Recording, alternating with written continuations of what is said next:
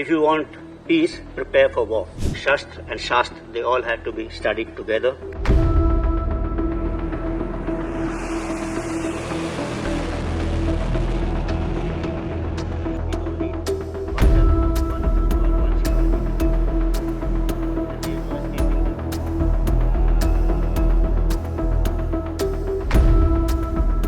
Peace without power is utopian. And over here, I like to quote a Latin quote which goes like this: Si vis pacem para Bellum, which translates, if you want peace, prepare for war.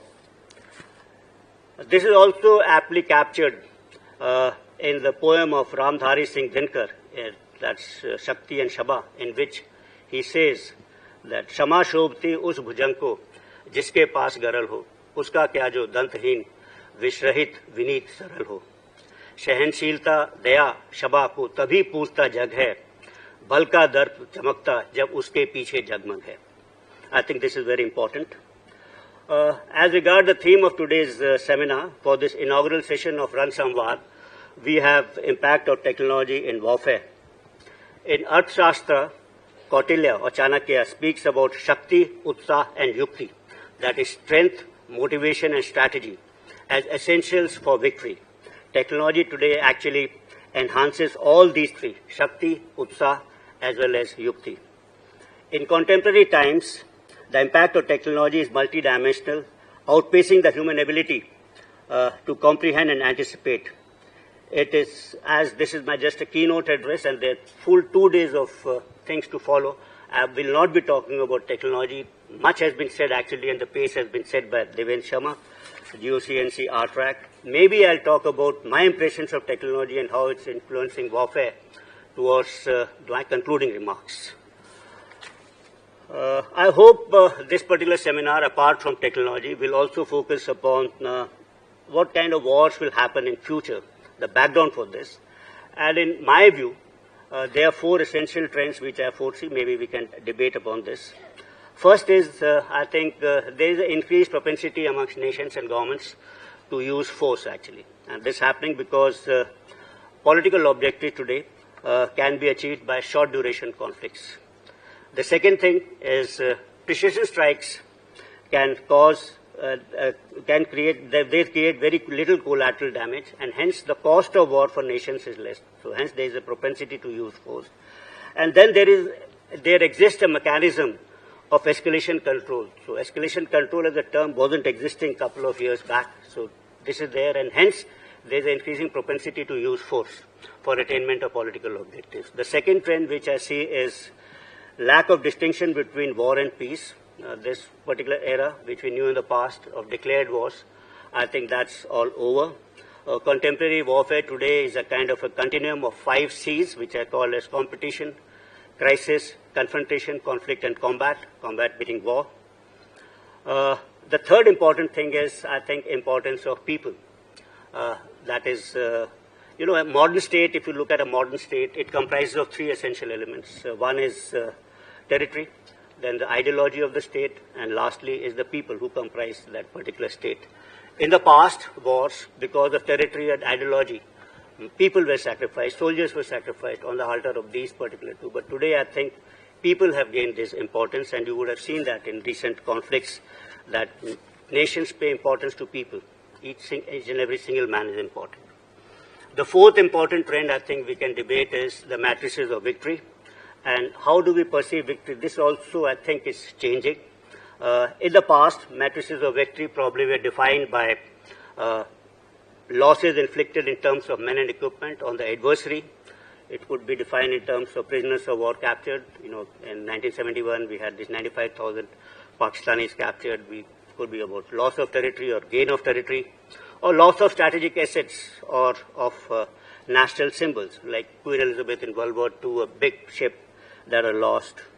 But in today's warfare, probably the new matrices of warfare or victory are the speed and tempo of operations. That could be one. Effects of long-range precision strikes, including PSDA. I think that their impact is getting more and more important. The impact is physical as well as psychological. And the third important matrix of victory, which I think is display of sophistication and superiority in all domains to the adversary. So that will lead you towards achievement of understanding of this particular victory. And maybe, even superior narrative actually. Since it's about notion of victory, then probably narrative building also becomes important. And it's the job of armed forces, I think, to create facts on ground. And it's based on these facts that narratives can be created. Over here, I think the aim is to develop an readiness system to protect India's strategic, civilian, and nationally important sites. And it will act both as a shield as well as a sword. It will entail development of robust infrastructure and processes for detection, acquisition, neutralization of enemy's air vectors, including using soft skill and hard skill, both kinetic and directed energy weapons. In fact, 2 or 3 days back, you would have heard about DRDO testing a particular integrated system in which there were QRSAMs, V-Sharrods, and 5 kilowatt lasers actually. They were all getting combined into one. We'll have to look at multi-domain ISR, integration of ground, air, maritime, undersea, space sensors, all becoming a key necessity and integrating them. A colossal amount of integration will be required as multiple fields will need to be networked to provide a very fused picture to us. Colossal amounts of data will be needed to be analyzed for information and real-time response, use of artificial intelligence, advanced computation, data analytics, big data, LLM, quantum technologies will be essential. For a vast country like this, like India, a project of this magnitude will require a whole-of-nation approach. But like always, I am very sure Indians will do it at a minimal and a very affordable cost to us. When we talk about future warfare, I think sometimes there is a misapprehension in segments of the media that probably we have all assembled here to discuss about Operation Sindoor. Well, let me clarify this. Operation Sindoor was a modern conflict from which we learned a number of lessons, and most of them are under implementation. Some have been implemented. The operation is still on. We are not here to discuss Operation Sindoor. We are here to discuss something beyond Operation Sindoor. So we are about to discuss about future warfare. How will they happen? This kind of thing is being held it's a kind of an academic debate, and it's agnostic of any kind of an adversary. Adversary could be anyone. And it can be taken as part of our understanding, part of our preparation for being prepared for future warfare. And over here, talking about preparation, I would like to quote again Benjamin Franklin, who famously said, "By failing to prepare, we are preparing to fail." And hence, the need for Ran Samvad. As part of my concluding remarks, I would like to say that we are all in a race. All the militaries of the world are actually in a race. We are running a 400 meters on an athletic track, and the one who is running faster will lead tomorrow. But it's not only the race on one particular track. Actually, some of them who are running faster are jumping onto the next orbit. And we don't want to lag behind in the race in this particular orbit, and neither do we want to be away from orbit. We want to be there along with the advanced militaries of tomorrow. And we cannot afford to be left behind. So we have to be part of the third revolution in military affairs with modern militaries and developed nations. To win tomorrow's war, we need not one scholar warrior. Actually, we'll require hundreds of scholar warriors, and we don't need one Chandragupta, one Ashoka, or one Shivaji, hundreds of them. And there is no escaping that.